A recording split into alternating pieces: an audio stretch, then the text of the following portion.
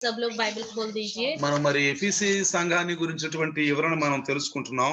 इफिसिस कलीसिया के वर्णन के बारे में हम सुन रहे हैं. ఎఫీసీ సంఘం యొక్క మరి ఆ మూడు భాగాలుగా మనం తెలుసుకున్నాం.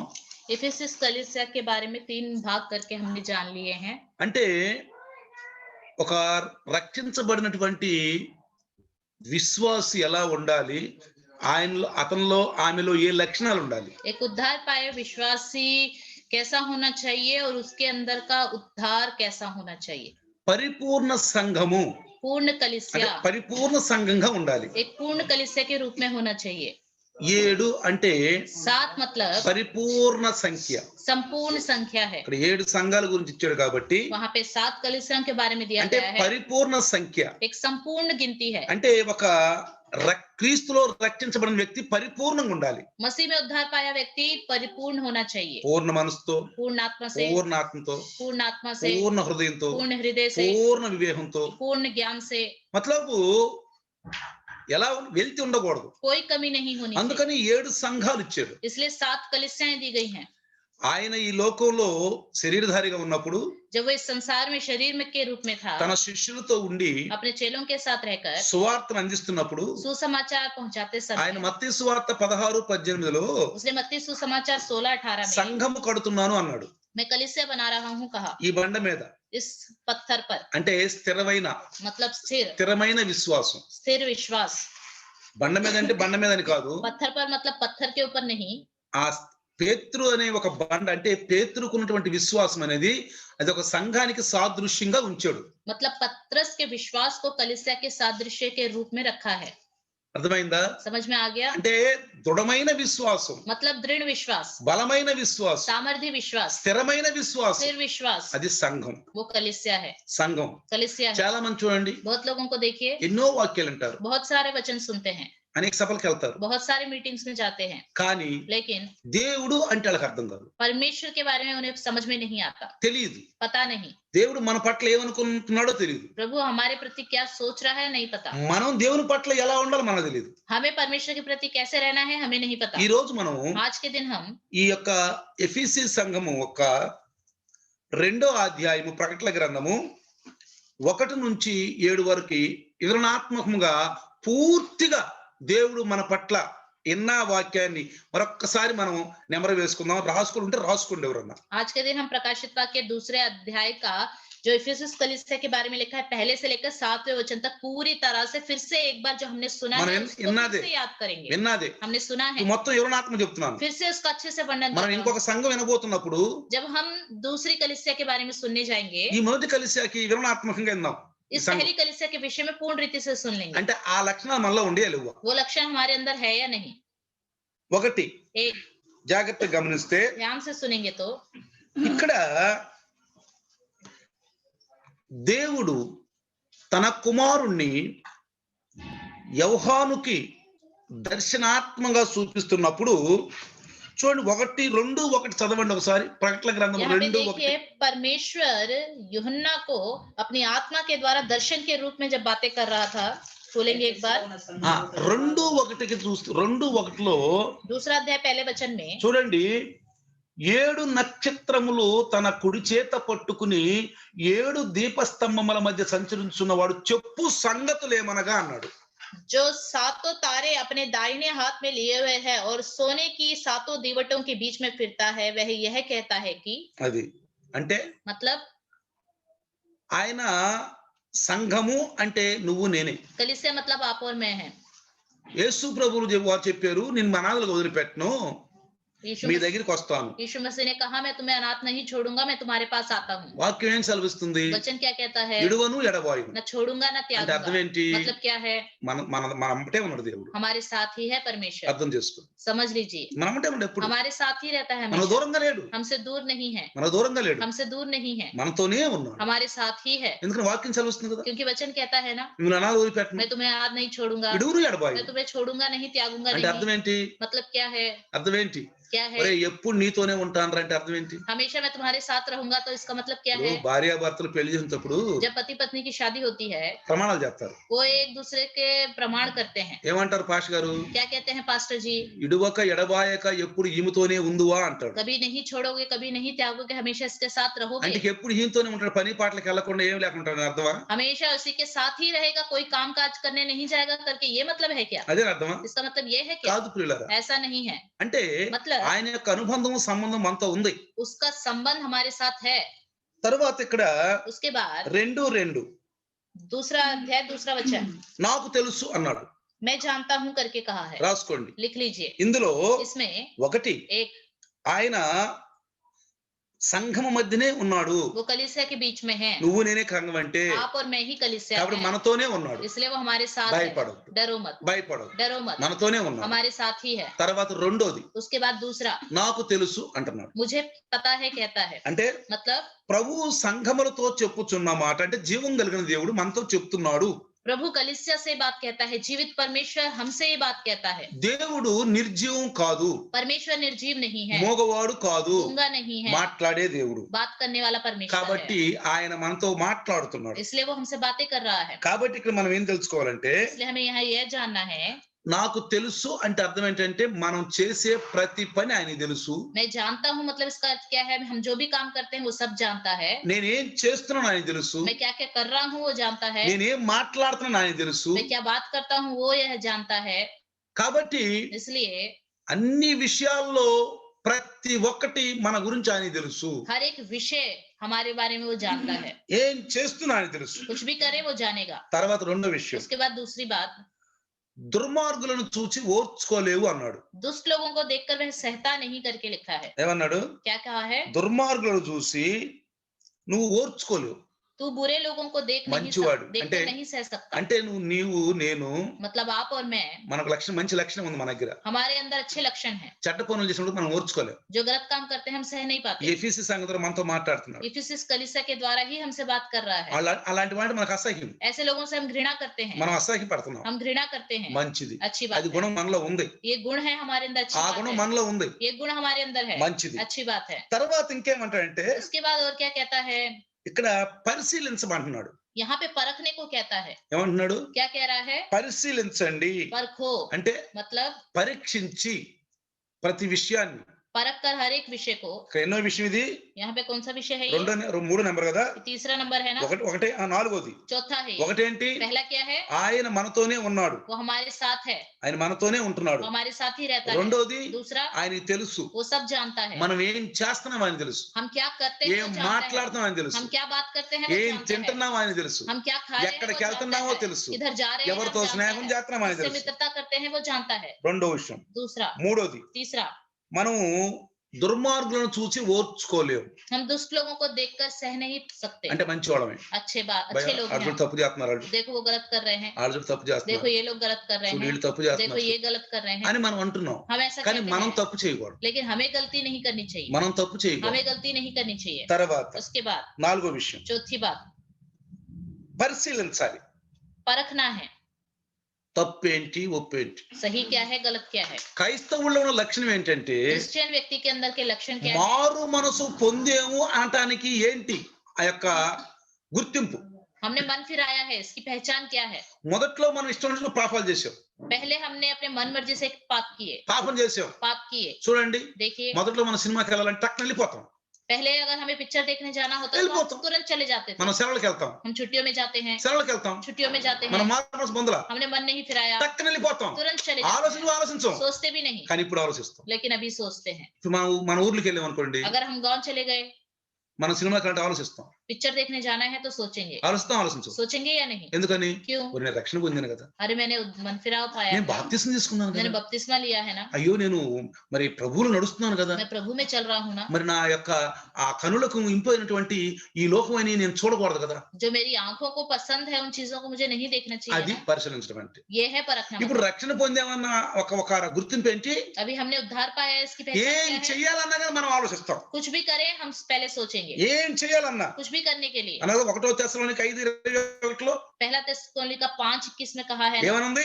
क्या लिखा है? సమస్తమును గ్రహించి सबको जांचकर మేలైందని చేపట్టు. जो भला है उसी को ही पकड़ो। కాబట్టి इसलिए మనం రక్షణ పొందేమాట గుర్తు అంటే మనం ఆలోచిస్తాం ఇప్పుడు అన్ని విషయాలు. हमने उद्धार पाया है इसकी पहचान क्या है, हर एक विषय में हम सोचते हैं। పిల్లల మీద నాకు కోపం వచ్చింది, बच्चों पे गुस्सा आ गया ఇంకెవరి మీద కోపం या వచ్చింది, किसी पे गुस्सा आ गया కబక్క నోటి నుంచి అనుభూతి వచ్చిననుకో, और तुरंत मुंह से गाली निकल गई तो అమ్మమ్మ క్షమించాలి, क्षमा कर दो, క్షమించాలి. क्षमा कर दो। ముందు అంటాం అట్లా, ऐसे बोलते हैं क्या? ముందు అంటావా? क्या ऐसे बोलते हैं? అనము, नहीं మన बोलते, ఇష్టం మాడతాం. अपने मन मर्जी से बात करते ఇప్పుడు हैं। ఏమంటున్నావు? अब क्या कहते అయ్యో हैं? క్షమించు అనకూడదు, अरे मुझे माफ करो, ऐसा नहीं बोलना था, मुझे అనకూడదు. ऐसा नहीं बोलना నేను था, రక్షణ పొందాను కదా मैंने उद्धार पाया है ना। అంటే అదే పరీక్షించడం అంటే. यही है परखना मतलब। రక్షణ పొందేమంటానికి ఒక నిదర్శనం उद्धार पाया है इसका एक सबूत। అది రక్షణ పొందినటువంటి వ్యక్తి యొక్క ఉన్నటువంటి ఆ ఆలోచనలు, పద్ధతులు. उद्धार पाए हुए व्यक्ति के अंदर के विचार, కానీ लेकिन కొనసాగకూడదు, उसमें ही आगे नहीं बढ़ते रहना चाहिए। ఇంకెప్పుడు అదే స్థితికి ఉండకూడదు. हमेशा उसी हालत में नहीं रहना పాపం चाहिए। చేయటం, पाप करना, ప్రార్థన చేయటం, प्रार्थना करना, పాపం చేయటం, पाप करना, ఒప్పుకోవటం, मान लेना, అలా ఉండకూడదు, ऐसे ही नहीं करना चाहिए అలా हमेशा। ఉండకూడదు. ऐसा नहीं ఎందుకంటే करना ఇప్పుడు चाहिए, దొంగలాగా వస్తున్నాడు क्योंकि प्रभु चोर के समान आएगा, కాబట్టి ఎప్పుడు వస్తుందో తెలియదు. इसलिए कब आएगा पता नहीं। అందులో పాపం చేసేటప్పుడు వస్తే,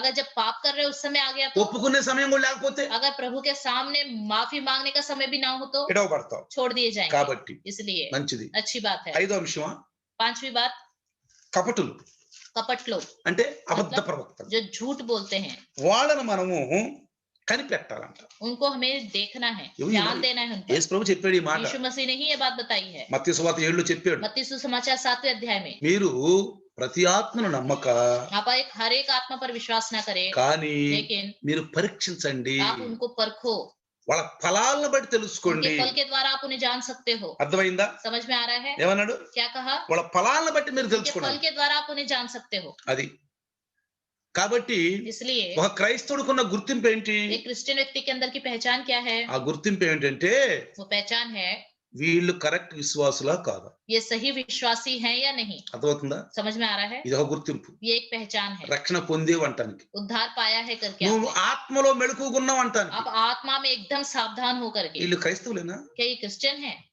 ఏంటి మాట్లాడుతుంది? अरे इनकी बातें ऐसी क्यों हैं?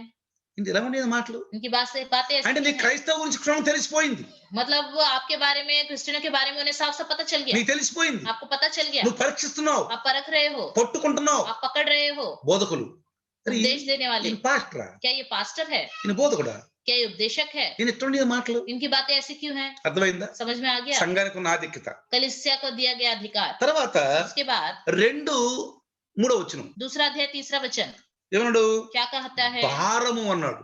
ఏమన్నా చూడండి, 2:3 ఒకసారి చదవండి. दूसरा अध्याय 3रा वचन, నామము నిమిత్తం భారం భరించి అలయలేదని నీ అది ఏమన్నా ఇక్కడ? तू धीरज धरता है हाँ। और मेरे नाम के लिए दुख उठाते उठाते थका नहीं। అది భారము భరిస్తున్నావు, दुख उठाते उठाते, बोझ उठाते हुए, శ్రమలు मतलब परेशानियां। అంటే నువ్వు రమ్ముకున్నప్పుడు నీకు శ్రమలు వస్తాయి. मतलब जब आप प्रभु రాంగ్లే ఓ అంత ఆనందం అనుకోబాకు. आप ये मत सोचो मैं क्रिश्चियन हो गया तो मेरे जीवन में सब आनंद ही आनंद है। ఒక సిస్టర్ అంది, सिस्टर ने कहा బాప్తిస్మం తీసుకోమంటే పాస్టర్ అండి బాప్తిస్మం తీసుకుంటే అంటే శ్రమలు వస్తాయి అంటగా అంది. पास्टर जी बपतिस्मा लेने के बाद परेशानी आ जाती है, శ్రమలు వస్తాయి అంటగా, परेशानी आ जाती है क्या? అందుకని తీసుకోవమ్మా అన్న. इसलिए नहीं लोगे क्या? मैंने पूछा। కొన్నాళ్ళు ఉంటే బాగుంటుందండి, थोड़े दिन और रुकूंगी मैं, अच्छा लगेगा। కొన్నాళ్ళు ఉంటే शायद బాగుంటుంది थोड़े दिन रुकने से और बाद में అంటే శ్రమలు అంటే భయపడుతుంది. मतलब समस्या और क्लेशों से डर रही है, కాబట్టి ఈ రాజ్యం లేదు, इसलिए उसके लिए कोई राज्य नहीं, రాజ్యం లేదు. राज्य नहीं।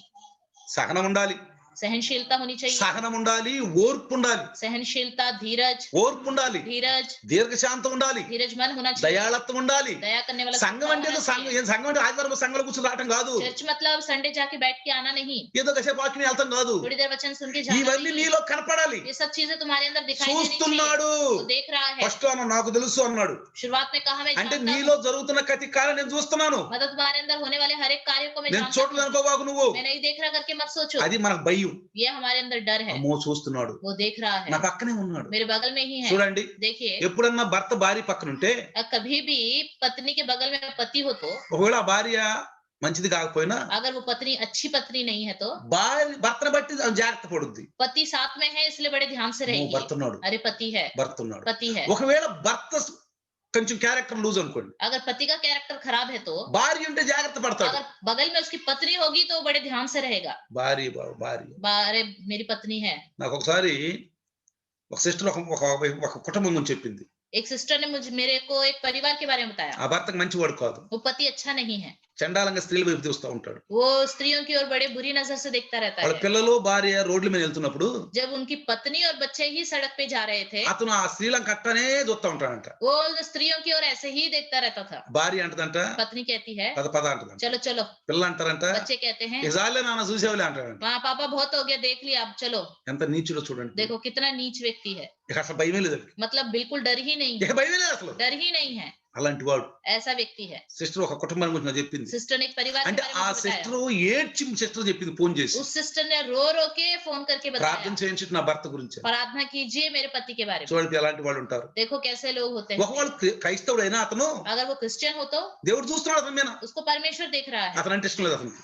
मतलब परमेश्वर उसको पसंद नहीं करता। కాబట్టి ప్రియులారా, इसलिए प्रिय, మనం శ్రమలో परेशानी శోధనలో में, संकटों ఎన్ని में, వచ్చినా కానీ कुछ भी आए భరించాలి. हमें सहना है, తొలగిపోకూడదు. उससे हटना नहीं है। అయ్యో ఏం శోధనలు వచ్చినా, पता नहीं क्यों मेरे जीवन में అందుకని परेशानी మేము బాప్తీసాలు తీసుకోము, इसलिए ऐसा नहीं कहना कि हम बपतिस्मा नहीं लेंगे శ్రమలు వస్తాయి అంట क्योंकि हमारे जीवन में परेशानी आएंगी, అని అనకూడదు ప్రియులారా. ऐसा नहीं कहना चाहिए, ఎదుర్కోవాలి. उसको सामना करना ఒక चाहिए। సిస్టర్ నాకు అడిగింది, एक सिस्टर ने मुझसे पूछा, పాస్టర్ గారండి पास्टर जी బాప్తీసాలు ఉంటే అబద్ధాలు ఆడకూడదా అంది. बपतिस्मा लेने के बाद क्या झूठ नहीं बोलना चाहिए? ఎందుకు అడుగుతున్నావంటే, मैंने कहा क्यों पूछ रहे ఆ हो? మేము నీళ్లు పట్టుకోవటానికి పంపుల దగ్గరికి వెళ్తే అక్కడ అబద్ధాలు ఆడాల్సి వస్తుంది అని. क्योंकि पानी भरने के लिए हम नल के पास जाके खड़े हो जाते हैं तो हमें वहाँ झूठ बोलना पड़ता है। ఇంకోటి పాస్టర్ గారండి, एक और बात है पास्टर जी, జగడాలు కూడా ఆడాల్సి వస్తుంది. लड़ाई भी झगड़े भी करने पड़ते हैं। సో బాప్తీసం తీసుకుంటే జగడాలు ఆడకూడదు అంటగా. बपतिस्मा लेने के बाद झगड़ा नहीं करना चाहिए ना? నేను అన్నాను, मैंने कहा అమ్మ బాప్తీసం తీసుకోకుండా ఆడొచ్చా? तो क्या बिना बपतिस्मा के झगड़ा कर सकते हैं? ఆడొచ్చా? क्या झगड़ा कर सकते हैं? ఆడకూడదండి. नहीं करना चाहिए నువ్వు क्या? బాప్తీసం తీసుకోకపోయినా ఆడకూడదు, బాప్తీసం తీసుకుని ఆడకూడదు. आप बपतिस्मा लो या ना लो तो झगड़ा करना ही नहीं కానీ चाहिए। लेकिन బాప్తీసం అనేది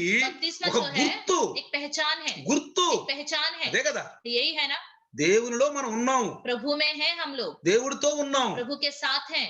నీతి धार्मिकता, నీతి యావత్తును జరిగించాం. धार्मिकता को इसी तरह पूरा किया है। అంతేగాని ऐसा ही है। బాప్తీసం తీసుకున్నా తీసుకోకపోయినా నువ్వు పరిశుద్ధంగానే ఉండాలి. बपतिस्मा लो या ना लो आपको पवित्र ही కానీ रहना है, తీసుకోవాలి బాప్తీసం. लेकिन बपतिस्मा ఎందుకంటే लेना రేపు चाहिए అడుగుతాడని భయం మనకి. क्योंकि कल के दिन प्रभु पूछेगा, ये डर है हमारे अंदर, అడుగుతాడు, पूछेगा నువ్వు తీసుకున్నావో తీసుకోలేదని. आपने बपतिस्मा అప్పుడు लिया ఏం नहीं, చేస్తాం? तब क्या करेंगे? అందుకనే ఇప్పుడు చూడండి, इसलिए देखिए ఫరో ఏమన్నాడు, फिरौन ने क्या कहा, మీరు వెళ్ళండి, तुम जाओ, ఈ గొర్రెలు ఈ మేకలు ఈ ఆడవాళ్ళు ఎక్కడ ఉంటారు, పురుషులు వెళ్ళండి అన్నాడు. पुरुष लोग चले जाओ, यहाँ पे बच्चे और तुम्हारी जितनी भी स्त्रियां हैं और जितने भी भेड़ बकरियां हैं सब पशु यहीं पे रहेंगे। స్త్రీ పురుషులు వెళ్ళిపోండి फिर बाद में कहा स्त्री पुरुष चले जाओ, అని ఈ రకంగా మాట మొదలు పెట్టాడు. इस तरह बातों को बदलते लगा वो। అప్పుడు ఏమన్నా మోషే గారు, तब मूसा ने क्या कहा, అరణ్యములో 3 దినాంత ప్రయాణం మీ అందరూ వెళ్ళిపోవాలి, जंगल में 3 दिन का सफर करना है, हम सबको जाना है। నా దేవుడికి ఏది అవసరం అవుతుందో, मेरे प्रभु को पता नहीं किस चीज की जरूरत पड़ सकती है, నా పిల్లవాడిని అడగొచ్చు, वो मेरे बच्चे को मांग నా सकता है, గొర్రెని అడగొచ్చు, मेरी भेड़ को मांग నా सकता है, ఆస్తిని मेरी అడగొచ్చు, संपत्ति को मांग सकता నన్ను है, అడగొచ్చు, मुझसे मांग सकता నా है, భార్యని मेरी అడగొచ్చు, पत्नी को मांग सकता है, ఎవరినైనా అడగొచ్చు. किसी को भी मांग सकता है। అందరం వెళ్ళిపోవాలి. इसलिए हम सबको जाना है। చూసావా, देखा, తీర్పు దినానికి వెళ్ళినాక न्याय के दिन में जाने के बाद ప్రతి విషయం అడుగుతాడు. అక్కడ हर एक विषय वो पूछेगा। బైబిల్లో రాయబడింది చూసారా, बाइबल में लिखा है ना, క్రొత్త నిబంధన, नई वाचा, క్రొత్త నిబంధన, नई वाचा, పాత నిబంధన पुरानी वाचा, అద్భుతాలు ఆశ్చర్యకార్యాలు చేసేదని తెలుసుకుంటున్నాం. పాత నిబంధనలో अद्भुत कार्य आश्चर्य कार्य करने वाला परमेश्वर है करके उसके बारे में हम जान रहे క్రొత్త నిబంధనలో हैं। नए नियम में సంఘము కట్టబడింది, कलीसिया बनाई, సంఘానికి ఉన్న ఆధిక్యత. कलीसिया को दिया गया अधिकार, కాబట్టి इसलिए శ్రమలు परेशानियां, భయపడకూడదు. डरना नहीं चाहिए। బంగారం గనక ఆ అగ్నిలో వేస్తే अगर सोने को आग में डालेंगे మస్టు పోద్ది, उसकी गंदगी चली जाएगी, వెళ్ళిపోద్ది, चली जाएगी, మెరుస్తూ ఉంటుంది. చమకనే కాబట్టి लगती है। శ్రమల్లో క్రైస్తవుడు మెరవాలి. इसलिए क्रिश्चियन व्यक्ति को परेशानियों में चमकना है। చలి గాని, ठंड हो, ఎండ గాని, गर्मी हो అది వర్షం గాని, या बारिश का मौसम ఏదన్నా हो, సరే, कुछ भी हो, లేబిడి గాని या तंगी भी क्यों ना हो, ప్రభువును వదలకూడదు. प्रभु को नहीं छोड़ना चाहिए। ప్రభువును వదలకూడదంటే प्रभु को छोड़ना नहीं चाहिए मतलब పాపం చేయకూడదు. पाप नहीं करना चाहिए। తర్వాత उसके बाद ఇంకోటి అన్నాడు, और क्या कहता है, చూడండి, నీ మీద ఒక తప్పు మోపవలసి వస్తుంది అన్నాడు. तुम्हारे ऊपर मुझे दोष लगाना पड़ेगा करके అంటే कहता అర్థం है। ఏంటి, मतलब क्या है, మనం ఏదన్నా ఒక తప్పు చేస్తే మన మీద దోషం ఆరోపిస్తాడు అని అర్థం. अगर हम कोई गलती करेंगे तो हम पर वो दोष लगाएगा। చాలా మంది అంటారు, बहुत सारे लोग कहते हैं ఇది కూడా అనకూడదా ఏంది, क्या ये भी नहीं कहना चाहिए, ఇది కూడా తప్పు చేయకూడదా, क्या ये गलती भी नहीं ఈ करनी మాట चाहिए, కూడా అనకూడదా. क्या ये बात भी नहीं कहनी మనం चाहिए। మానవులం అమ్మా, हम इंसान हैं, మనం మానవులం, हम इंसान మనం हैं, దేవుళ్ళమా ఏంది क्या हम भगवान हैं, అంటారు చాలా మంది. ऐसे बोलते हैं बहुत सारे लोग। చాలా మంది అంటారు, बहुत सारे लोग ऐसे ही बोलते మనం हैं, దేవుళ్ళు కాదు కదా, हम भगवान थोड़ी ना है, తప్పు చేస్తాం गलत तो करेंगे కానీ लेकिन తప్పు చెయ్యకూడదు. गलती बिल्कुल नहीं करनी चाहिए। యోహాను గారు ఏమన్నా పత్రికలు ఏమన్నాడు, यूहन्ना ने अपनी पत्री में क्या कहा, నీతి మంతుడు పాపం చేయడు అన్నాడు. धर्मी इंसान पाप नहीं करता है। మరి లోకాసు వార్త 6:40 ఏం రాశాడు? लूका सुसमाचार 6:40 में क्या कहा? సిద్ధుడైన ప్రతి వాడును जो कोई सिद्ध होना चाहे ఎలా ఉంటాడంట? वो कैसा रहेगा? బోధకులతో సమానంగా अपने गुरु के समान हो जाएगा। ప్రభువు వారు ఏమన్నాడు? प्रभु ने क्या कहा? యోహాను సువార్త 13వ చివరిలో यूहन्ना सुसमाचार 13वें अध्याय నేను బోధకుడిని అన్నాడు. मैं एक उपदेशक కాబట్టి మనం యేసు ప్రభు లాగుండాలి పిల్లరా. यीशु मसीह की तरह रहना యేసు चाहिए। ప్రభు లాగుంటేనే ఎత్తబడతాం. यीशु मसीह की तरह रहेंगे तो ही उठाए ఎందుకు जाएंगे। పంపించాడు యేసు ప్రభువుని? क्यों भेजा यीशु मसीह को? మానవుడు పాపం చేయని లేకుండా ఉండలేడు. इंसान पाप करे बिना नहीं रह सकता। అతనికి ఎవరు లేరు, ఇక్కడ అందరూ పాపులే. सब यहाँ पापी ही हैं। మంచివాడు ఒక్కడు లేడు. एक भी अच्छा इंसान అందుకనే नहीं है। భూమి మీదకి మంచివాడు ఒకడు వచ్చాడు. इसलिए पृथ्वी पे एक अच्छा इंसान ఆయన है। ప్రభువు. वही प्रभु ఈయన్ని है। ఫాలో అవ్వండి. इसका अनुकरण करो। ఇదిగో ఈ నా ప్రియ ये కుమారుడు मेरा प्रिय पुत्र है। విశ్వాసం ఉంచండి. इस पर विश्वास रखो। ఆయన నాకు బాగా ప్రియమైన వాడు. ये मेरा बहुत ही प्रिय है। ఆయన మాట వినమన్నాడు. उसकी बात सुनो। కాబట్టి పిల్లరా इसलिए प्रिय అభ్యంతరం పెడతాడు. वो दोष लगाएगा। ఏదన్నా గాని ఒక్క మాట కానీ తప్పు జరిగితే अगर कोई भी एक भी काम गलत किया तो ఏమన్నాడు అక్కడ? क्या कहता है? ఏమన్నాడు? क्या చదవండి. कहता है? 2:4 చదవండి. दूसरा अध्याय 4था वचन। నేను पर వివరణిస్తున్నాను मुझे నీకు. तेरे विरुद्ध यह कहना है कि तूने अपना पहला सा प्रेम छोड़ అది दिया। నీ మీద అభ్యంతరం పెడుతున్నాను. तुम पर एक मैं दोष लगाता हूँ। ప్రేమ प्यार ప్రేమ प्यार। తల్లిదండ్రుల ప్రేమ వేరుగా ఉంటది. माता पिता का प्यार अलग होता है। భార్యాభర్తల ప్రేమ వేరుగా ఉంటది. पति पत्नी का प्यार अलग होता है। సహోదరుల ప్రేమ వేరుగా ఉంటది. भाइयों का प्यार अलग होता है। లోక ప్రేమ వేరుగా ఉంటది. संसार का प्यार अलग होता है। దేవుని ప్రేమ వేరుగా ఉంటది. परमेश्वर का प्यार अलग होता है। దేవుని ప్రేమను అగాపే అన్నాడు. परमेश्वर के प्यार को अगापे कहा। అగాపే अगापे అంటే ఏంటి తెలుసా? मतलब क्या है? ఆ ప్రేమ అనేది ఎప్పుడూ విడిపోకుండా ఉండాలి. वो प्यार कभी भी हमसे दूर नहीं होना चाहिए। ఎలాంటి విషయంలో కూడా, कैसे विषय में भी क्यों ना हो, తిన్నా తినకపోయినా, खाए या ना खाए, ఉన్నా है లేకపోయినా, या नहीं है, ఆరోగ్యం ఉన్నా అనారోగ్యం ఉన్నా, स्वास्थ्य हो या हम बीमारी में हो, ఎవరన్నా మనమే నిందలేసినా या कोई हमारे ऊपर निंदा लगाए నిందా लगाए బాధపడకూడదు. दुखित नहीं होना चाहिए। క్షమించాలి. क्षमा करना है। సహనము కలిగి ఉండాలి. धीरज मन रखना चाहिए। సహనము కలిగి ఉండాలి. धीरज मन रखना కాబట్టి चाहिए। इसलिए ఇప్పుడు ప్రేమ అనేది మనకు ఉండాలి. प्यार हमारे अंदर होना चाहिए। ప్రేమ చాలా ముఖ్యం.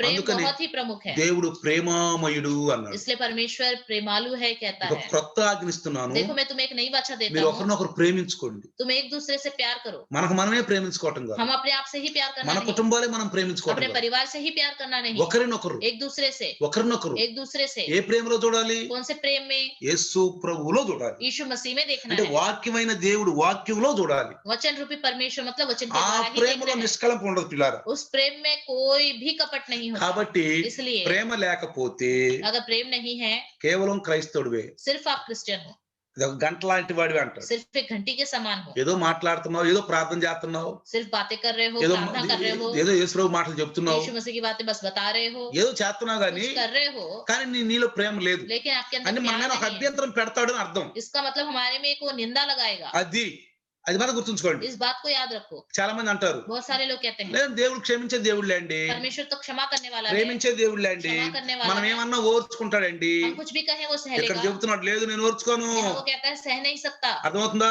समझ में आ रहा है? నువ్వేం తప్పు చేస్తే నేను ఓర్చుకోను, कुछ गलत करोगे मैं तो నీ सहूंगा మీద नहीं। ఒక తప్పు మోపుతా. मैं तुम पे एक निंदा लगाता ఇప్పుడు हूँ। అర్థమైంది మీకు? अभी आपको समझ में आ गया? తప్పు మోపుతాడు అంతే. तुम पर निंदा लगाएगा बस। ఇప్పుడు అనబాకండి. अब ये मत कहना మనుషులు లేండి, हाँ हम तो పాపం इंसान చేస్తాం हैं, లేండి, पाप దేవుడు करते చూసిన रहेंगे, పోతాడు లేండి परमेश्वर देख के छोड़ देगा, అనొద్దు. ऐसा मत కాబట్టి कहिए। ఇంకేమంటున్నాడు ఇక్కడ? और क्या कहता है? నువ్వు ఎక్కడ పడిపోయావు तुम कहाँ गिर అంటే गए? ఏమంటున్నాడు ఇక్కడ? क्या कहता है? నువ్వు కొంచెం మెలకుగా ఉండు. तुम थोड़ा सावधान रहो, जागते रहो, అది రాసుకుంటా ఉండండి. लिखते ఈ रहिए। మెయిన్ మెయిన్ చెప్తున్నాను మీకు मैं నేను. मेन बात ఈ बता నీలో रहा हूँ। ఉండాలి, ये तुम्हारे अंदर होना నాలో चाहिए, ఉండాలి. मेरे अंदर అంటే होनी సంఘం चाहिए। అంటే మనలో ఉండాలి అన్ని. कलीसिया है तो हमारे अंदर ये सब అంటే बातें होनी चाहिए। నేనేం చేస్తున్నాను, मतलब मैं क्या कर रहा हूँ, నేను ప్రేమిస్తున్నానా లేదా, क्या मैं प्यार कर रहा हूँ నేను या नहीं, సహిస్తున్నానా లేదా, मैं सह रहा हूँ या नहीं, నాలో దీర్ఘశాంతం ఉందా లేదా, मेरे अंदर धीरज मन है నాలో या नहीं, సహనం ఉందా లేదా, मेरे अंदर నాలో सहनशीलता है ఓర్పు या ఉందా नहीं, లేదా, मेरे अंदर संयम నాలో है या नहीं, ఓర్చుకునే శక్తి ఉందా లేదా. सहने की शक्ति है या नहीं। కాబట్టి इसलिए నువ్వు आप పరీక్షించుకో. अपने आप को परखो, హెచ్చరిక, सावधान, నీవు పరీక్షించుకో. आप अपने आप को परखो। నువ్వు మనిషి, మనం हम इंसान हैं, పశువులం కాదు, जानवर नहीं है, పశువులం కాదు. जानवर नहीं है। అవి ఏ చేలు పడితే ఆ చేలు పడి మేస్తాయి. मतलब जानवर जो है किसी ना किसी के खेत में जाके चारा ले लेती है, బుద్ధి జ్ఞానం లేదు, बुद्धि ज्ञान नहीं है, కానీ మనకుంది. लेकिन हमारे पास है। కాబట్టి इसलिए మనం ఒక హెచ్చరిక కలిగి ఉండాలి. हमारे अंदर ये सावधानी అందుకే वाली నువ్వు बातें ఎక్కడ होनी పడిపోయో चाहिए। జాగ్రత్తగా గమనించుకో. इसलिए कहता है कहाँ गिर गए ध्यान दो। తర్వాత उसके बाद పశ్చాత్తాపడు అంటున్నాడు. पश्चाताप ఇప్పుడు करो। దీంట్లో కనపడతాయి మీకు, ఈ సర్వ చదువుకుంటే మీరు अगर आप बातें ध्यान से पढ़ेंगे तो सारी बातें इसमें दिखाई देंगी। పశ్చాత్తాపడు అంటున్నాడు. पश्चाताप करो। పశ్చాత్తాపం అంటే దేనికి చెప్పండి? पश्चाताप मतलब किसके लिए? అయ్యో ఏం తప్పు చేశాను నేను, अरे मैंने ये गलती कर ली, ఏం చేయకూడదు దాన్ని. अब नहीं करना है। అయ్యో ఒకప్పుడు ఎంత తప్పుగా తిరిగేవాడిని, अरे एक समय कितना गलत तरीके से घुमा, నేను దేవుణ్ణి ఎంతగా మోసం చేశాను, मैंने परमेश्वर को कितना धोखा दे दिया, నా భర్తను ఎంత మోసం अपने చేశాను, पति को कितना धोखा दे दिया, నా భార్యను ఎంత మోసం अपनी చేశాను, पत्नी को कितना धोखा दे दिया, అయ్యో సంఘ కాపరిని ఎంత మోసం చేశాను, मैंने पासवान को कितना धोखा दिया, దేవుడికి ఎంత దోహం చేశాను. परमेश्वर को कितना धोखा ఆ दिया। పశ్చాత్తాపం ఉండాలి ये ప్రియులారా. पश्चाताप होना चाहिए। పశ్చాత్తాపం ఉంటే పాపం చేయమని, अगर पश्चाताप होगा तो पाप नहीं మళ్ళీ करेंगे, పాపం फिर చేయము. से पाप नहीं करेंगे। పశ్చాత్తాప పడని క్రైస్తవులు పాపం చేస్తారు, जो पश्चाताप नहीं करते वो क्रिश्चियन व्यक्ति पाप करता కుల్లం है, కుల్లం పాపం खुला చేస్తారు. खुला पाप करता है। అందుకని इसलिए పశ్చాత్తాప పడాలి. पश्चाताप ఇది करना క్రైస్తవుడికి चाहिए। ఉండాలి ప్రియులారా. ये क्रिश्चियन व्यक्ति के ఇది अंदर होना ఎఫీసీ चाहिए। సంఘంలో చెబుతున్నాడు, ఇది క్రైస్తవుడికి ఉండాలి. इस कलीसिया में बताता है ఈ क्रिश्चियन के अंदर ఈ ये లక్షణాలు लक्षण లేకపోతే होने క్రైస్తవుడు కాదు. चाहिए। ये लक्षण नहीं है तो क्रिश्चियन ही नहीं ఎన్ని है। బోధలన్నా ఈయన कितने भी उपदेश सुनो, బాప్తిజం తీసుకో, ये बपतिस्मा ले लो, ప్రభువుని తీసుకో, खोज ले लो, లైవ్ లో రా, लाइव में आ जाओ, కానీ ప్రయోజనం ఏంటి? लेकिन इससे क्या फायदा? ఇప్పుడు ఎన్న బోధ 5 ఎన్న అన్ని మనలో ఉండాలి. प्रभु के दास के द्वारा भी आपने जो सुना है ये सब चीजें हमारे अंदर होनी चाहिए। లేకపోతే ఏమన్నాడు? नहीं तो क्या कहता है, తీసేస్తాను అంటున్నాడు. मैं हटा दूंगा तुम्हें। ఏమన్నాడు? क्या कहता है, తీసేస్తానంటే అర్థం ఏంది? हटा दूंगा నువ్వు मतलब నా దృష్టిలో సంఘం కాదు అని तुम అర్థం. मेरी नजर में कलीसिया ही नहीं हो। రాసుకోండి, ఈ మెయిన్ మాటలు ये రాసుకుంటాం. मेन मेन बातें लिख लीजिए, తీసేస్తా, मैं तुम्हें हटा दूंगा। ఈ రాసుకున్న తర్వాత చదువుకోండి. అది ये सारी बातें लिख के बाद में पढ़ लीजिए। ప్రకటన 2:1-7 వరకు చదువుకున్న తర్వాత प्रकाशित वाक्य 2 अध्याय पहले वचन से 7 Clear तक అయిపోయింది. पढ़ लीजिए, आपको साफ साफ पता चल క్లియర్ जाए, అయిపోద్ది. साफ साफ ఇక్కడ ఏమంటున్నాడు?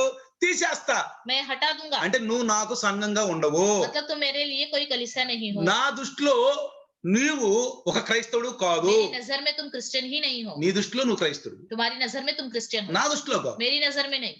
తీసేస్తా అంటే అర్థం అది. हटा दूंगा मतलब यही है, అంటే मतलब నా దృష్టిలో నువ్వు క్రైస్తవుడు కానే కాదు. मेरी नजर में तुम क्रिश्चियन हो ही ఎందుకంటే नहीं, क्योंकि నాలో ఉన్న లక్షణాలు నీలో లేవు. मेरे अंदर जो लक्षण है तुम्हारे अंदर नहीं है। నేను చెప్పిన మాటలు నీలో లేవు. मैं जो बातें कहता हूँ तुम्हारे अंदर नहीं है। విన్నావు, सुना, అయిపోయింది. बस हो गया। తర్వాత उसके बाद నికోలాయితులు ఉన్నాడు. निकोलियो करके कहा है। ఎవరు ఈ నికోలాయితులు? कौन है ये निकोलियो? మనం చెప్పాను నేను. मैंने तुम्हें बताया, వీళ్ళు చేసేది నేర్పేది దేవునికి అసహ్యంగా ఉంది. ये जो करते हैं, जो सिखाते हैं, परमेश्वर उनसे घृणा कर रहा ఈ है। నికోలాయితులు అంటే निकोलियो मतलब సంఘములో कलीसिया में కొంత హెచ్చింపు కలిగిన వాళ్ళని थोड़े ऊंचे ఇష్టలు लोग, అర్థమవుతుంది. थोड़े ऊंचे लोग हैं करके समझ में आ रहा है। నేను అనే స్వభావం मैं हूं करके అంటే स्वभाव। అంత క్రెడిట్ నాకు రావాలి. मतलब सारा फायदा, सब नाम मेरे ही होना चाहिए। సంఘంలో ఏ పని చేసినా గుర్తింపు ఉండాలి, कुछ भी करूं कलीसिया में काम, मेरी एक पहचान होनी ఒక चाहिए, గుర్తింపు ఉండాలి. एक पहचान होनी అంతేగాని चाहिए। వీళ్ళు దేవుడు చేసి అనరు, ये नहीं कहते कि हमने परमेश्वर के लिए మేము किया ప్రభు है, కోసం చేసాం అనరు. हमने प्रभु के लिए किया है, మాకు नहीं कहते। గుర్తింపు లేదే, मेरी कोई पहचान ही మమ్మల్ని नहीं है, పొగడలేదే, हमारी किसी ने तारीफ ही नहीं करी, మమ్మల్ని పొగడలేదే, हमारी तारीफ ही नहीं की, ఇంత చేస్తున్నా మమ్మల్ని పట్టించుకోరే, इतना कुछ करते हैं हम पर कोई ध्यान ही नहीं ఎన్ని देता, చేస్తున్నా మా మీద ఇంకా ఇంకా తప్పులు మోపుతూ ఉంటారే. इतना भी करें हम पर और निंदा लगाते ही रहते हैं। ఇది మనలో ఉండకూడదు, ये हमारे अंदर नहीं होना ఇది चाहिए, మనలో ये ఉండకూడదు. हमारे अंदर नहीं होना चाहिए, నేర్చుకోవాలి. सीखना चाहिए। చూడండి, देखिए, నువ్వు దోవన పోతున్నావు, आप रास्ते में होकर जा रहे हो, నువ్వు ఏ చెట్టుకి ఎక్కువ గడ్డలేస్తావు చెప్పు? ఏ చెట్టుకు ఎక్కువ గడ్డలేస్తావు? किस पेड़ को आप पेड़ पर ज्यादा पत्थर फेंकोगे?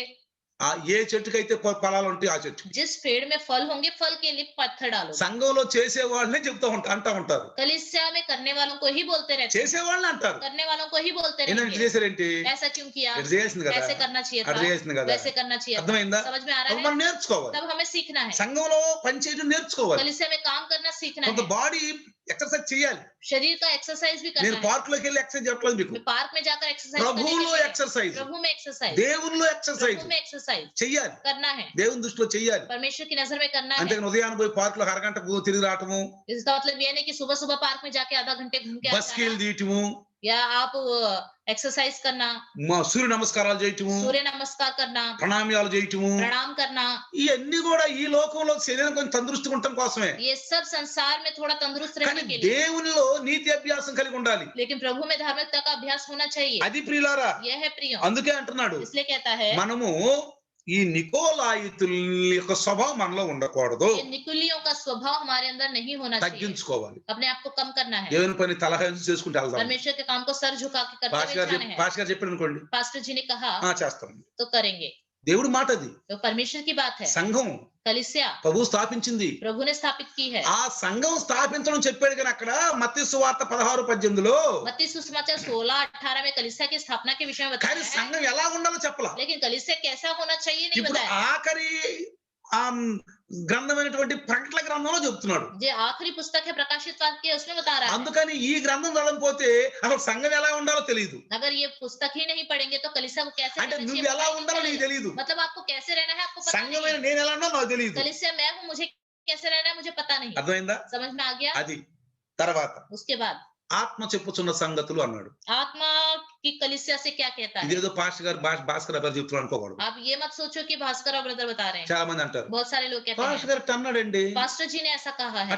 అన్నాడండి. वैसा कहा है। పాస్టర్ గారిలో ఉండి ఆత్మదేవుడు మాట్లాడుతున్నాడు. पास्टर जी के अंदर रहकर आत्म परमेश्वर बात कर रहा है। అందుకే इसलिए యేసు దేవుని మూలంగా మాట్లాడాడు యోహాను తోటి, यीशु मसीह ने यूहन्ना से परमेश्वर के वचन के द्वारा बात ఆత్మతో किया, మాట్లాడాడు. आत्मा से बातें की। యోహాను దేవుని ఆత్మతో నిండి ఉండి ఆయన మాటలు రాశాడు.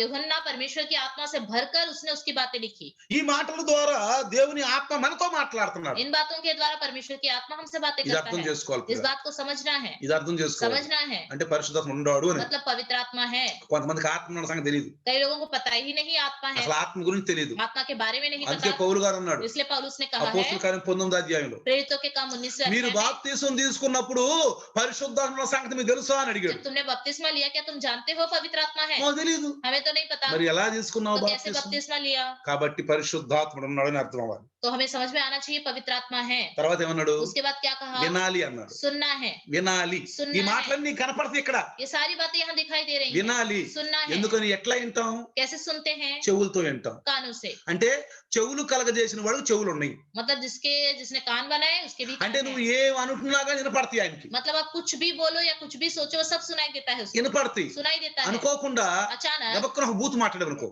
आपने मुंह से अपने गाली निकाली, ఊరి దేవుడు విన్నాడు రా, अरे परमेश्वर ने सुन लिया, అరే దేవుడు విన్నాడు, अरे परमेश्वर ने सुन लिया, అయ్యా క్షమించయ్యా, प्रभु मुझे क्षमा करो, విన్నావయ్యా, నువ్వు आपने सुन लिया प्रभु, నువ్వు విన్నావయ్యా, आपने सुन लिया, నన్ను క్షమించయ్యా. मुझे क्षमा करो। ఎందుకు రాస్తాడు అక్కడ, क्योंकि वो लिखेगा वहां पे, రాస్తాడు. लिखेगा అయ్యి నోరు గబక్కన జారింది. प्रभु मेरे मुंह से निकल गया, क्षमा जल्दी चाहिए। जल्दबाजी में निकल गया, क्षमा करो। ఇంకెప్పుడు మాట్లాడాలి, अब मैं कभी बात नहीं ఇంకెప్పుడు करूंगा, మాట్లాడాలి, कभी नहीं बात వెంటనే करूंगा, తుడిచేస్తాడు. तुरंत वहां पे मिटा देगा, తుడిచేస్తాడు పిల్లరా. मिटा देगा प्रिय। అది పశ్చాత్తాపం. वो पश्चाताप है। తర్వాత उसके बाद వింటాడు. सुनेगा। మనం వినాలి, हमें भी सुनना है, మనం వినాలి. हमें भी सुनना है। వినగలిగిన బుద్ధి ఉండాలి. सुनने वाला बुद्धि होना चाहिए, అది మంచి పద్ధతి అన్నాడు. वो अच्छी हरकत है करके कहता है। తర్వాత ఇంకేమన్నాడు? उसके बाद क्या कहता है, జయించిన వానికే జీవఫల వృక్షాలు అన్నాడు. जो जय पाए उसी को ही जीवन అంటే के पेड़ का ప్రతి फल సంఘంలో मिलेगा। కూడా ఆఖరిలో మనకు ఒక బహుమతి ఇస్తున్నాడు. हर एक कलीसिया को देखे तो आखिरी में एक तोहफा मिल रहा है, బహుమతి ఇస్తున్నాడు एक మనకి. तोहफा मिल रहा అది है, మనం పొందుకోవాలి वो పిల్లలు. हमें पाना है। ఇది పరిపూర్ణ విశ్వాస యొక్క అది గుర్తింపు. ये संपूर्ण विश्वासी की पहचान है। జయించిన వానికి జీవఫల వృక్షాలు. जो जय पाएगा उसको जीवन के पेड़ का फल। అర్థమైందా? समझ में आ रहा है? ఇప్పుడు ఆ ఫలాలు తినాలంటే अभी वो फल खाना है तो మనం యుద్ధ సమయంలో ఉన్నాము. हम युद्ध के समय में हैं। యుద్ధం युद्ध ఎవరికి యుద్ధం? किसके ఇది साथ युद्ध? ఇది ఒక ఆధ్యాత్మిక మహాసంగ్రామము. ये आत्मिक महासंग्राम నువ్వు है। ఎప్పుడైతే రక్షణలోకి వచ్చావో, जब आप उद्धार में आए, లోకాన్ని వదిలిపెట్టావు, संसार को छोड़ दिया, పాపాన్ని వదిలిపెట్టావు, पाप को छोड़ दिया, శాపాన్ని వదిలిపెట్టావు, शाप को छोड़ दिया, ప్రభులోకి వచ్చావు, प्रभु में आ गए, యుద్ధం మొదలైంది. युद्ध शुरू हो गया। యుద్ధం మొదలైంది. युद्ध शुरू हो गया। ఎవరికి యుద్ధం? किसका युद्ध? ఎవరితోటి? किसके साथ युद्ध? సైతాను. शैतान। సైతాను కలిగిన మనుష్యులు, शैतान के साथ रहने वाले మనుషులు. लोग। అందుకనే కీర్తన గ్రంథం 22 ఉంటాడు. నేను ఆ సాండులతో ఏమన్నాడు అక్కడ? ఎవరాళ్ళు शायद भजन संहिता 22वां పోరాడమన్నాడు. ఏమన్నాడు అక్కడ?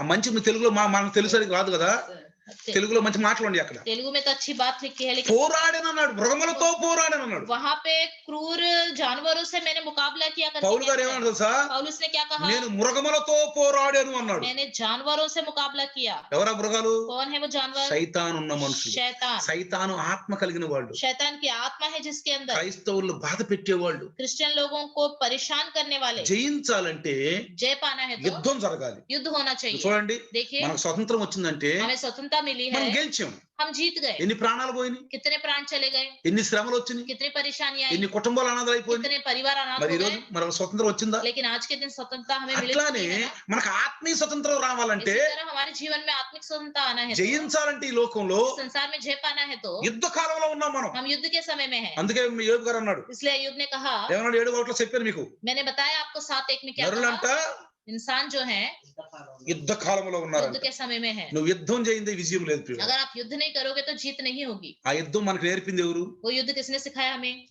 సైన్యములకు అధిపతి యెహోవా కుమారుడు. सेनाओं के अधिपति यहोवा का యుద్ధం पुत्र, నేర్పాడు మనకి, उसने हमें युद्ध सिखाया है, జయించుకుంటూ పోయాడు. जीत पाते हुए गया है। దానికి చెప్పాడు ఆ ఎఫెసీ 6:10-18 చదువుకున్న తర్వాత एफिसियों 6वां अध्याय 10 से 18 तक आप बाद में पढ़ लीजिए।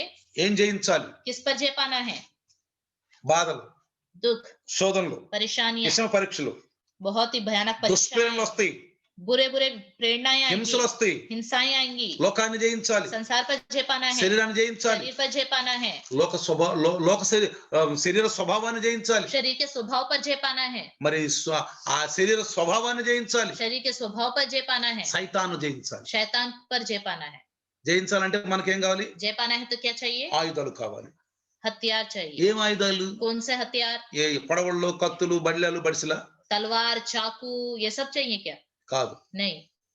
మనకు కావాల్సింది అక్కడ రాసేడు, చదువుకోండి. हमें क्या क्या चाहिए लिखा हुआ है, बाद में इफिसियों में पढ़ लीजिएगा। ప్రభు యేసులో నమ్మకంగా ఉండి నేను నమ్మకస్తునిగా ఉన్నానని రుజువుపరచాలి. प्रभु यीशु मसीह में भरोसेमंद रहते हुए हमें साबित करके दिखाना है कि हाँ हम भरोसेमंद हैं। అందుకనే इसलिए ఏమంటాడంటే क्या कहता है? జయించిన వానికి పరదేశంలో ఉన్న వృక్ష ఫలాలు ఇస్తాను. जो जय पाएगा परदेश में जो जीवन के पेड़ है उसका फल उसे ఎక్కడుందా मिलेगा। వృక్షం? कहाँ पे वह అది అర్థం पेड़, చేసుకోండి మీరు. वो समझ लीजिए। ఎక్కడుందా వృక్షం? कहाँ पे है वो पेड़? పరదేశంలో ఉంది. परदेश में है। పరదేశం అంటే ఏంటి చెప్పుకున్నాం? परदेश मतलब क्या हमने सुना?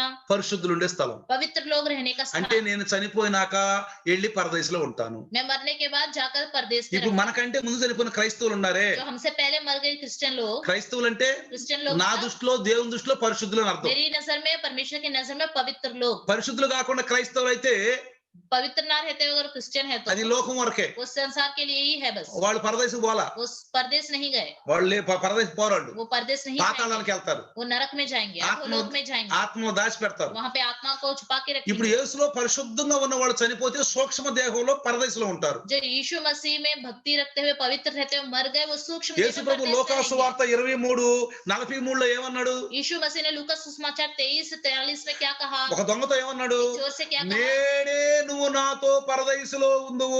आज ही तो मेरे साथ स्वर्गलोक में होगा। అర్థమైందా మీకు? समझ में आ रहा యేసు ప్రభు చనిపోయిన తర్వాత है? यीशु मसीह मरने के बाद సూక్ష్మ దేహంతో सूक्ष्म देह के साथ ఎక్కడున్నాడు? कहाँ है? పరదేశంలో. परदेश में। ఎన్ని గంటలు ఉన్నాడు చెప్పండి? कितने घंटे रहा बताइए? చెప్పగలరా? कोई बता सकता है क्या? నాకు తర్వాత మెసేజ్ ఇవ్వండి. बाद में आप मुझे मैसेज యేసు ప్రభు చనిపోయిన తర్వాత यीशु मसीह मरने के बाद సూక్ష్మ దేహంతో सूक्ष्म देह में పరదేశంలో ఎన్ని గంటలు ఉన్నాడు? परदेश में कितने घंटे रहा? ఆ అన్ని గంటలు ఎవరితో మాట్లాడాడు? उतने घंटे उसने किससे बातें की? దానియేలు తోటి, डैनियल के साथ, షడ్రక్ మేషక్ అబేద్నెగోతో, शेड्रक मेशक अबेदनगो के साथ, మోషే తోటి, मूसा के साथ, అబ్రహాం తోటి अब्राहम के ఎన్ని साथ గంటలు సంభాషించాడు? कितने घंटे बातें की? శిలువలో చనిపోయిన తర్వాత क्रूस में मरने के बाद, లేచే ముందు, कब्र से उठने అంటే से पहले, సమాధిలో లేచే ముందు मतलब कब्र से उठने ఎన్ని से पहले గంటలు పరదేశంలో వాళ్ళతో మాట్లాడాడు? कितने घंटे परदेश में उनके साथ పాత बातें की? నిబంధన భక్తులతో మాట్లాడాడు. पुराने नियम के भक्त लोगों से बातें की। నేడే నువ్వు నాతో పరదేశంలో ఉందువు. आज ही तू मेरे साथ स्वर्गलोक में అంటే होगा। నేను పరదేశం వెళ్తున్నా, నువ్వు కూడా రా मतलब मैं स्वर्ग जा रहा हूँ, तुम भी आ जाओ। అన్నాడా? कहा ना? అంటే అర్థం ఏంటి? मतलब क्या है? మనకు తీర్పు దినం వచ్చేంత వరకు కూడా మనం పరదేశంలో ఉంటాము అని అర్థం. जब तक हमारा न्याय का दिन नहीं आएगा तब तक हम परदेश में ही నువ్వు रहेंगे। పరిశుద్ధుడివి, तुम पवित्र हो, ఈ రోజు చనిపోయావు, आज के दिन मर गए, పరదేశంలో సూక్ష్మ దేహంలో ఉంటావు. परदेश में सूक्ष्म देह के साथ रहोगे। అక్కడ ఏముంది? वहाँ क्या है? జీవ వృక్ష ఫలం ఉంది. जीवन के पेड़ का फल है, ఇది అది అంత సామాన్య దొరికేది కాదు. वो आसानी से नहीं मिलेगा। చూడండి ప్రియులారా, देखिए प्रियो, పాపులు ఆ వృక్ష ఫలం తినకూడదని దానికి ఖడ్గజ్వాలలు పెట్టి కెరూబులు అనే దూతలను పెట్టేసి ఇది పరిశుద్ధుల కొరకు అని అక్కడ ఉంచాడు.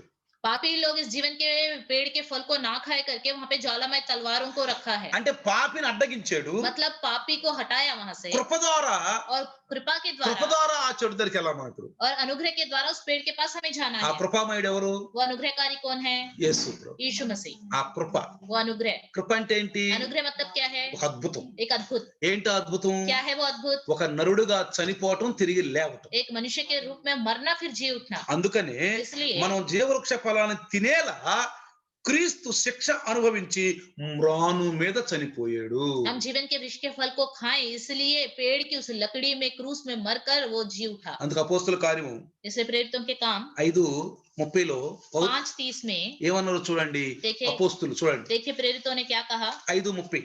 5:30 చదవండి, టైం మనకి అయిపోతుంది, తర్వాత చదవండి. जल्दी पढ़ेंगे। 5:30 हमारे बाप दादों के परमेश्वर ने यीशु को जिलाया और जिसे तुमने क्रूस पर लटका कर मार डाला था। చూసారా మీరు చంపారు, వేలాడవేసి సంహరించిన మీరు వేలాడది చంపారే. యేసును మన పితరుల దేవుడు లేపాడు. ఈ యేసును మన పితరుల దేవుడు లేపాడు. చూసారా? देखा? కాబట్టి इसलिए చనిపోయి मरकर తిరిగి లేచాడు పిల్లారా. जी उठा है प्रियो। కాబట్టి इसलिए ఇప్పుడు మనకి విశ్వాసం అంతం వరకు కొనసాగించిన వారికి, जो विश्वास अंत तक ऐसे ही बढ़ाता रहेगा, అంటే అంతం వరకు సాగిపోతూ ఉండాలి. मतलब विश्वास में अंत तक बढ़ते ही जाना चाहिए, మధ్యలోనే వెనకం చేయకూడదు. बीच में पीछे नहीं हटना चाहिए। శోధనలు చూసి, బాధలు చూసి, परेशानियों को, दुखों को देखकर, ఈ సైతాన్ మనుషులను చూసి, शैतान के लोगों को देखकर, అబద్ధ ప్రవక్తలను చూసి, झूठे नबियों को देखकर అలసిపోయి, थक कर, అర్థమైందా? समझ में आ रहा है?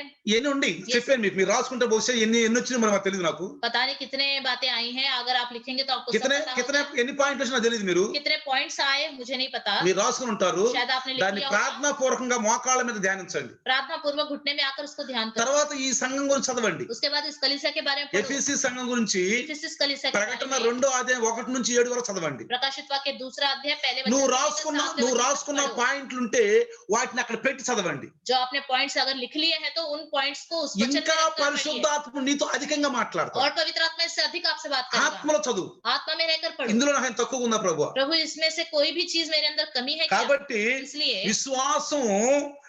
విశ్వాసంతో అంతం వరకు సాగిపోవటం నేర్చుకోవాలి. विश्वास के साथ अंत तक बढ़ते जाना सीखना चाहिए। కొలస్సై 1:23 చదవండి సారి. कुलस्सियों आखिर का 1:23 पढ़ेंगे। ఆఖరిగా 1:23 చదవండి. 1:23 పునాది మీద కట్టబడిన వారే స్థిరముగా ఉండి, పునాది మీద కట్టబడిన వారై స్థిరముగా ఉండి, మీరు విన్నట్టియు ఆకాశం కింద ఉన్న సమస్త సృష్టికి ప్రకటింపబడినట్టు ఈ సువార్త వలన కలుగు నిరీక్షణ నుండి తొలగిపోక విశ్వాసమందు ఉండిన ఎడల ఇది మీకు కలుగును. ఏది? విశ్వాసంతో అంతం వరకు సాగిపోవటం ఎప్పుడు ఉంటుందంటే ఇది చదువు. विश्वास में अंत तक बढ़ते रहना मतलब क्या है? यदि तुम विश्वास की नींव पर दृढ़ बने रहो और सुसमाचार की आशा को जिसे तुमने सुना है ना छोड़ो, जिसका प्रचार आकाश के नीचे की सारी सृष्टि में किया गया है। అర్థమైంది ఇప్పుడు? समझ में आया? ఇశ్రాయేలీయులు ఐగుప్తు దేశం నుంచి వచ్చిన వాళ్ళు ఎవడు కూడా అక్కడ కూడా పోలా కానాను. मिस्र देश से जितने इजरायली आए थे उनमें से एक भी कनान देश नहीं गया। పోయింది ఇద్దరే. 2 लोग ही गए। ఎవరు? कौन? కాలేబు, యెహోషువ. कालेब और यहोशू। తత్మ వాళ్ళు ఏమైపోయారు? बाकी लोगों का क्या हुआ? అక్కడ పస్కా పండుగ చేశారు, फसह का पर्व उन्होंने मनाया था, అద్భుతాలు చూశారు, अद्भुत कार्य उन लोगों ने देखे, సముద్రంలో బాప్తిసం పొందారు, समुद्र में बपतिस्मा भी लिया, అన్ని చూశారు. सब कुछ किया। పోయారా? क्या गए? పోలా. नहीं गए। మరి విశ్వాస రక్షణలో కొనసాగిన మనము అంతం వరకు కొనసాగపోతే మధ్యలోనే చచ్చిపోతే నరకానికి వెళ్ళిపోతాం, అధోలోకానికి వెళ్ళిపోతాం. विश्वास में उद्धार में आगे हमें बढ़ता रहना चाहिए। अगर ना बढ़ते हुए बीच में ही हम रुक जाएंगे तो हम भी मर जाएंगे। హెబ్రీ 10:38 చదవండి. హెబ్రీ 10:38. इब्रानियों 10:38 38 చదవండి. 30 చదవండి. पर मेरा धर्मी जन विश्वास से जीवित रहेगा और यदि वे पीछे हट जाए तो मेरा मन उससे प्रसन्न होगा। అర్థమైందా? समझ में आ నేను गया? వెనక్కి వెళ్తే నా దేవుడు బాబు ఎంత ఉదాసయం తెలుగులో ఉంది, నా ఆత్మకు సంతోషం లేదు అంటే ఇప్పుడు అర్థమైంది మీకు? अभी आपको समझ में आया? రక్షణలోకి వచ్చినాక उद्धार पाने के बाद నేను చెప్పిన పాయింట్లో కొన్ని పాయింట్లు మీరు తెలుసుకుని రాసుకున్నారు. मैंने जो पॉइंट्स बताए उनमें से आपने कुछ దీని पॉइंट्स నుంచి लिख నువ్వు लिया है। వెనక్కి వెళ్తే ఆయన ఆత్మ చాలా దుఃఖపడుద్దాం. इससे आप अगर पीछे हट जाओगे तो उसकी आत्मा बहुत दुखित हो जाएगी। అర్థమైందా? समझ में आ మరి गया? ఆయన ఆత్మ దుఃఖపరిస్తే अगर उसकी आत्मा को हम दुखित करेंगे तो ఎక్కడ ఉండాలి మనం? कहाँ रहना होगा हमें? అధోలోకంలో ఉండాలి, अधोलोक में, నరకంలో ఉండాలి. नरक में। అందులో ఎప్పుడు ఆయన సంతోష పెట్టాలి. इसलिए हमेशा उसको खुश करना चाहिए। 39 వచ్చిన చదవండి. ఇందులోనే इसी में 39 पढ़ेंगे। पर हम हटने वाले नहीं कि आदि नाश हो जाए, नाश करने वाले హట్నే हैं। వాలా నహీ హే నాశ హోంగే. మనము తొలగిపోయేవాళ్ళం కాదు, నశించేవాళ్ళం కాదు. हम ना హटने वाले हैं ना नाश होने वाले हैं। ఏం చదవండి. నశించుటకు వెలుగు తీవారు కాదు, నశించుటకు ఎరుగు తీయవారం కాదు, ఆత్మను రక్షించుకున్నటకు విశ్వాసం గలవారై ఉన్నారు. ఆత్మను రక్షించుకుంటకు విశ్వాసం గలవారై ఉన్నాం. అర్థమైంది ఇప్పుడు? समझ में आ गया? अभी మనం గనక వెనకం చేస్తే अगर हम पीछे हट गए तो ఎంతో वो దుఃఖపడతాం, बहुत दुखित हो जाएगा, ఎంతో దుఃఖపడతాం. बहुत दुखित हो जाएगा। కాబట్టి इसलिए ప్రభువును సంతోషపెట్టాలి. प्रभु को खुश करो। మీరు ఎన్ని పాయింట్లు రాసుకున్నారు ఇందులో? कितने पॉइंट्स आपने इसमें लिखे हैं? ఈ రోజు आज के दिन మనది పూర్తిగా విన్నాం. इसका पूरा वर्णन हमने सुन लिया। జరిగిన 3 వారాలు जो भी पिछले 3 हफ्तों से ఈ 7 వచనాలను 3 భాగాలు చేసి ఉన్నాం మనం. इस 7 वचनों को 3 भाग करके हमने ఈ सुना। రోజు अब మొత్తం 7 వచనాలకి వివరణ మనం విన్నాం. इस 7 वचनों का वर्णन हमने सुना అంటే है। సంఘము, मतलब कलीसिया, క్రైస్తవుడు, क्रिश्चियन, రక్షణ పొందాడు, उद्धार పూరి पाया है, బాడీ पूरा शरीर ప్రభువులో ఎలా ఉంది, प्रभु में कैसा है, అది ప్రియులారా. ये है प्रिय। ఎఫెసీ సంఘం అంటే నువ్వు నేనే. एफिसस कलीसिया मतलब आप और मैं ही అంటే हैं। దేవుని యొక్క ఉద్దేశం మనలో ఉందా లేదా? परमेश्वर का उद्देश्य हमारे अंदर है या नहीं? ఆ ఉద్దేశం సంఘానికి తెలిపాడు ఇక్కడ ఎఫెసీ उस యొక్క. उद्देश्य को संघ। कलीसिया आपको बताया है, ये है एफिसस कलीसिया। రండి ప్రార్థిద్దాం. आइए प्रार्थना करें। సర్వశక్తిమంతుడివి, हे सर्वशक्तिमान, సర్వకృపాళు నాయన, सारी सृष्टि की कृपालु, ఇన్న వాక్యం బిడ్డలు ఈ యొక్క సంఘము నేను ఎలా ఉండాలి जो वचन हमने सुना है कलीसिया को और मुझको कैसे रहना है, అయ్యా ఈ రోజు మాట్లాడదు ఈ దాసుని ద్వారా. प्रभु के दास के द्वारा आपने ఎఫెసీ बातें किया। సంఘం ద్వారా నాతో మాట్లాడి एफिसस कलीसिया के द्वारा मुझसे అంటే बातें की। నాలో ఆ లక్షణాలు ఉండాలి, मेरे अंदर ये लक्षण ఆ होनी चाहिए, గుర్తింపు ఉండాలి, ये पहचान होनी ఆ चाहिए, హెచ్చరికలు ఉండాలి. ये चेतावनियां होनी चाहिए। ఇన్న వాక్యం విశేష కలిగి 100కి 100 ప్రపంచం సహాయం చేయండి. ये जो वचन सुना है सो के 100 गुना फलवंत होने के लिए मदद ఈ कीजिए। దాసుడు చెప్పిన కొద్ది మాటలు దేవుడు దీవించండి. आपके दास ने जो बताया छोटा सा वचन आशीष पाए। हमारे पिता परमेश्वर का प्यार, प्रभु यीशु मसीह की महान कृपा, पवित्र आत्मा का सहभागिता आज और कल युगान युग तक सदा काल इम्मानुएल बन के रहे. आमीन.